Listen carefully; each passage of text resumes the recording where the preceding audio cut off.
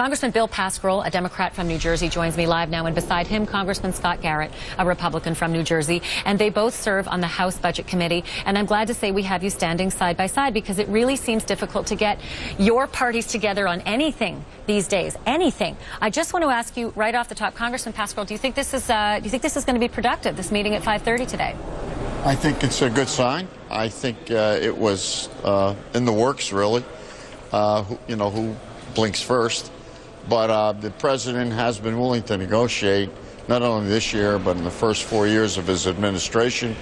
And we should have had a budget by now, because the other side chose not to go to conference when both the Senate and the House passed a budget. And we are where we are right now. So it may be only for 6 weeks, but I think it's a very critical part of the process of making sure we fund America. So, Congressman Garrett, part of the issue has been, of course, the clean resolution, the spending bill that has no strings attached. The Republicans wanted strings attached that would start to derail Obamacare because they don't like Obamacare. Whatever anybody thinks about the philosophy behind that, it's the mechanism behind it that so many people are outraged about. Would your fellow Republicans start getting on board with just a clean bill, just a spending bill with no strings attached? Because if you listen to Charlie Dent, one of your colleagues, he thinks that you're starting to blink, that you'll start to capitulate. So I think both of us, as you said, can agree on one thing, and that is that both sides of the aisle, myself and I'm sure Bill, want to get the government back up and operating and open again. Now, Bill did say that the president has been willing to negotiate in the past. I wish that was true. Actually, the president's own words were, when it comes to the CR, he will not negotiate. And he has said that, unfortunately, repeatedly over and over again.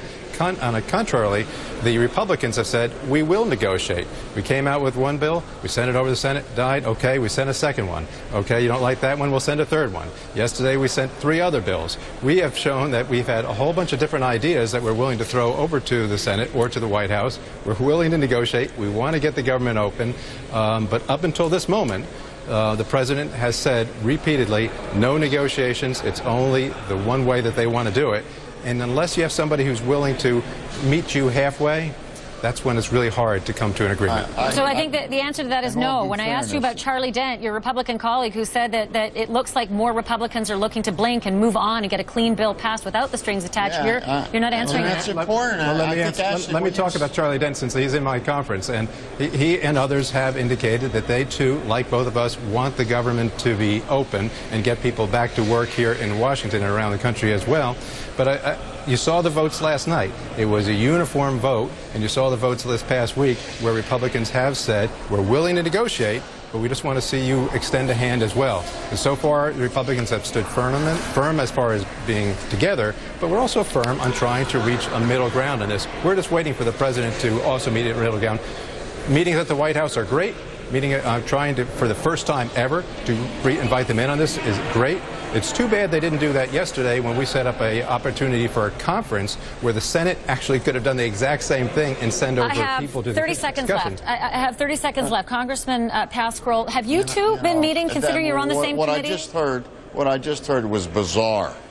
We've had the two bodies, the Senate and the Congress, the House of Representatives, pass budgets 5 months ago.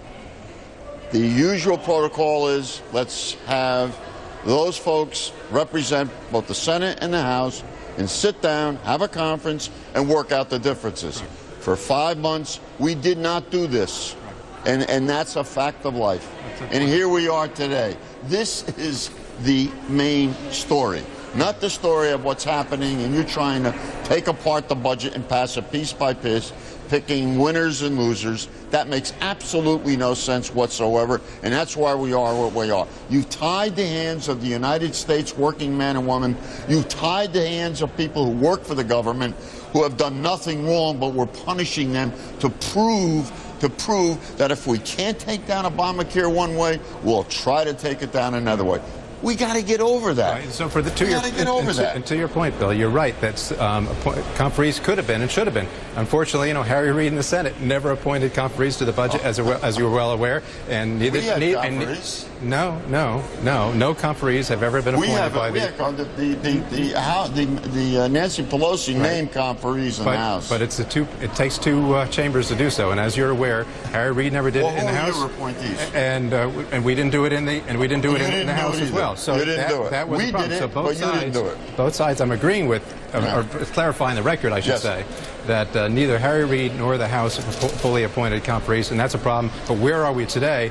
Today is we need the president to actually come to the table and agree to negotiate, not just do a photo op and not just do a press release. Can I ask you both a question? I've been watching the both of you as you've been talking. You are, and this is going to sound crazy, but my God, the two of you won't even look at each other when you're arguing with one another.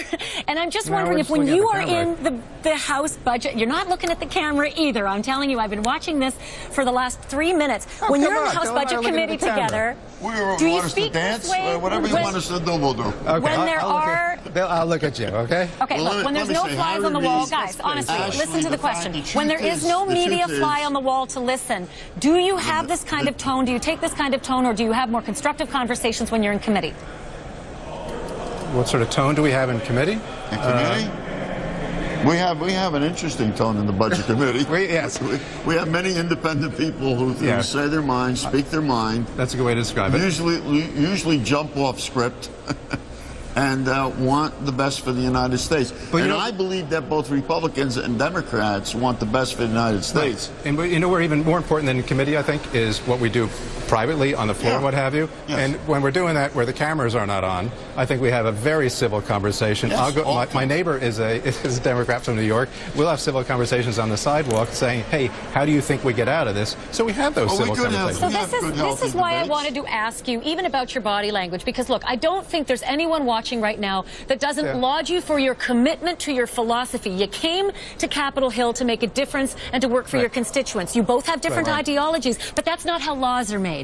Laws are made by bringing your ideologies and getting together like human beings and people who can agree and work together properly. And that's not what the public is seeing now, and it's certainly not what we see on TV interviews. Personally, Ashley, I'm not a true believer. If we're absolute about our positions, that means that anybody else must be wrong. That's not me. Scott can speak for himself. So we need to come together as a nation. This is important. The debt ceiling is going to come up.